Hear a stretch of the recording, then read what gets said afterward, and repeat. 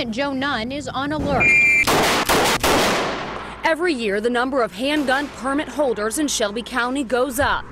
Under the beauty of 100-year-old stained glass, workers drill, hammer, and plaster away on the mother of Memphis churches. I'm one of the few people that look forward to going to work. Woo.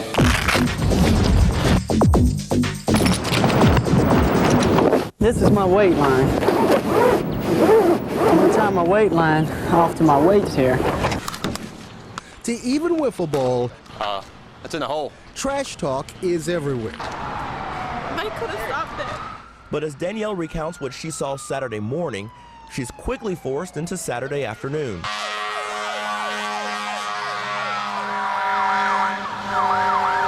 Fire crews race back to the Somerset Park apartments for another fire, this one less than 12 hours after the first.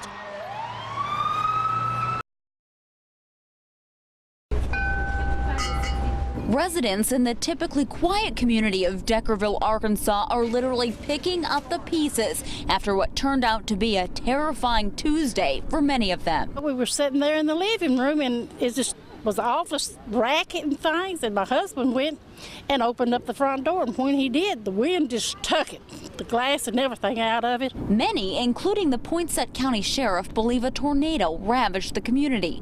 Deckerville is largely made up of the Lucas family, who live on Lucas Road. Louise Lucas's home was destroyed, along with her granddaughter's house next door. And it was just over just like that, but it was the awfulest roaring that ever was. Didn't really realize it was really as bad as it was till we got to, got out and got to looking. Sheet metal hung from trees. The storm shattered car windows, tossed a four-wheeler into a field, and left a mile-long trail of debris behind.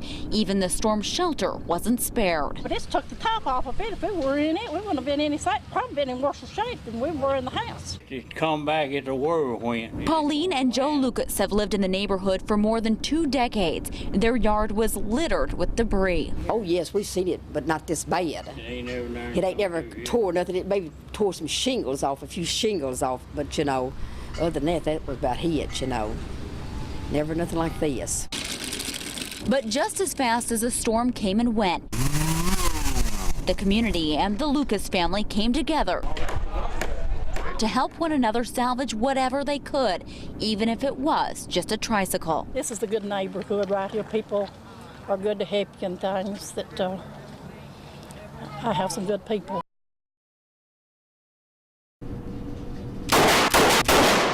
Every year, the number of handgun permit holders in Shelby County goes up. So Range USA instructor Michael Morrow says it's only fitting the law works with them. We're carrying the guns anyway. The state says that we are qualified to legally carry a firearm. Why limit more and more locations? It's just a burden on the shooters themselves. Consider the burden lifted by a new Senate bill which allows permit holders to carry their weapons in establishments that serve alcohol, as long as the carrier doesn't drink. Perry Hall owns Zinnies East and says that puts the burden on the owners. I prefer nobody come in here with a gun because there's no way I can regulate it. There's no way I can be sure that somebody has a permit when they come in. There's no way I can be sure that I can make sure they don't have a drink if I know they have a permit, but that's a long process. Hall says he feels the government is once again legislating something it shouldn't, like smoking, which U of M Dean of Sociology, Dr. Jerome Blakemore, says doesn't make sense to get rid of one and allow the other. We've already banned cigarettes and bars, which really says that we'd have some sort of protective mechanisms that we think are important. I think not having guns is a more critical, important mechanism in terms of protection. But Morrow argues protection is why they carry, so leaving it outside defeats the point. We carry the weapons simply because we are in fear of our lives. When we get out into some of these strange places, you never know what's going to happen. But when mixing deadly force with an environment with alcohol, Hall says that's why he'd rather keep them out, because you never know.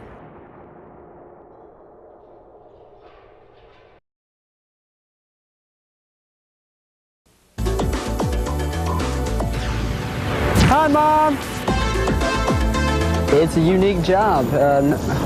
Very few people do it, and I want to be one of those few people. Did you find a bucket in the foyer this morning? Tuesday I got to go to work. But I look forward to going to work every day. I'm one of the few people that look forward to going to work. I was just looking for a manual labor job to put me through school so I can get my FCC license, and I found this job jumping off of buildings, loved it, and stuck with it ever since. This is my weight line. I'm going to tie my weight line off to my weights here, but I don't want my weights, I don't want that to be the only thing to hold me up, which is an air conditioning unit right over the side, right over the edge. Okay. And that's basically how it works.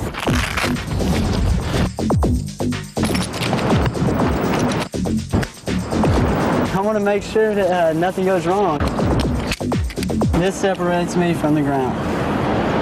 Important piece of equipment. Very important. You ever say any prayers?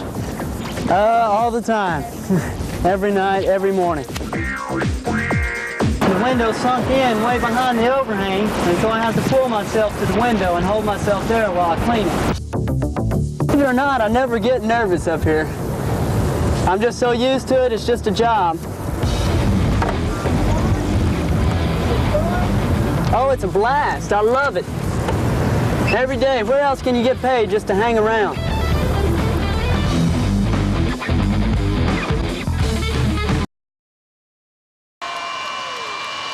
On a team filled with disappointment, he must have been the saddest Tiger of them all.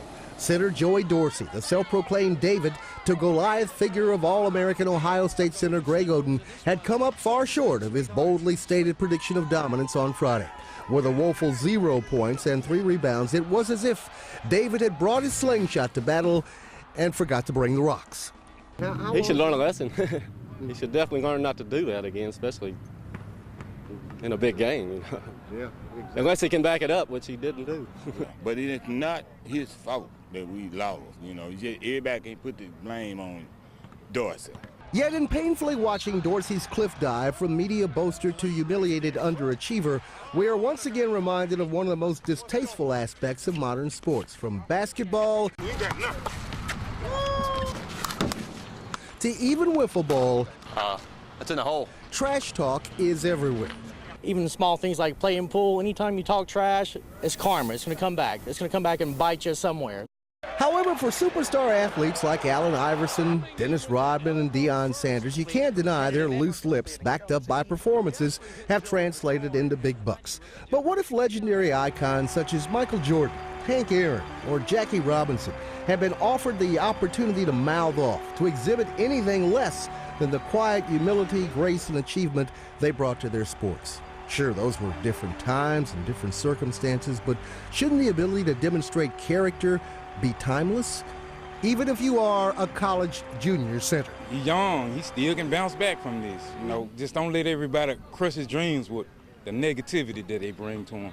I know he said what he was going to do, but he didn't, but still got a chance, though. Lesson is just you got to be humble when you're playing sports, let your play speak for itself, and go out there and, you know, show an appreciation for the game and for your opponents. And for Dorsey's teammates, even in defeat, always remember what brung you to the dance.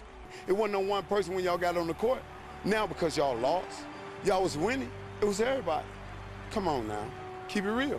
Les Smith, Fox 13 News.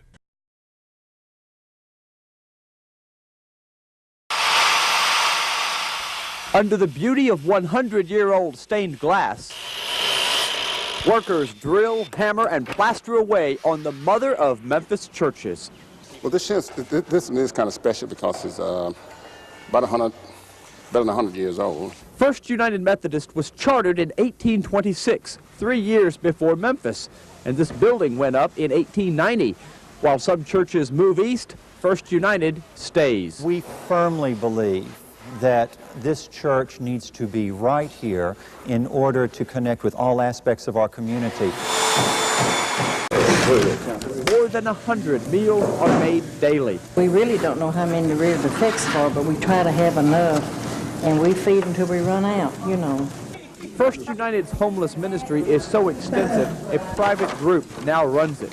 We're preparing for the next 100 years. And the missions of the church are what's keeping this church alive. And former Pastor Tom Wilson gets credit. He promoted the homeless ministry and pushed through the renovation plan despite shrinking membership. The outlook for downtown was very bleak when I came, and I wondered if there was going to be a future, but now I know there's going to be a future. A future filled with the hope of helping more of those in need. Thank you for the preparers of this meal we're about to receive. And welcoming new downtown families into the new sanctuary of Memphis's oldest church. Amen.